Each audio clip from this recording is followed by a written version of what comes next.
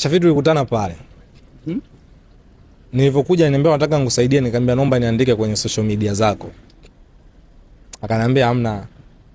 Kwa uwezo wako, kwa ukubwa wa wazo lako, ukibaki katika social media zangu nitakudogoza au tokuwa.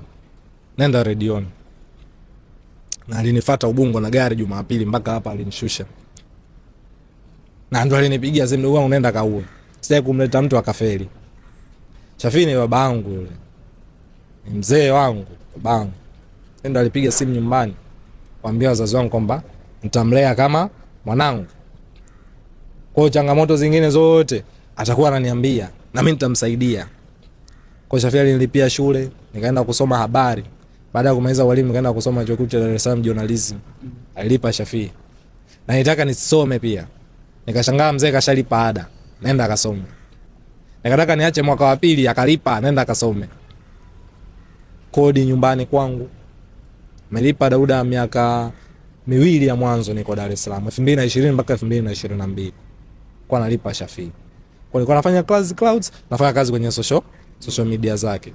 Kwa nilikuwa naishi kwa commission. Naenda zangu nikipata matangazo ya wadhamini, naambia brother nimepata wadhamini, naambia chukua hela. Fanya kazi. Nachukua hela, na post kwenye page zake hapo.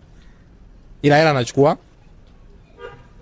So now here ni mzee wangu na Shafii sijamlipa vile ambavyo anavyopaswa kuwa. I know I haven't made him proud mpaka sasa. Najua.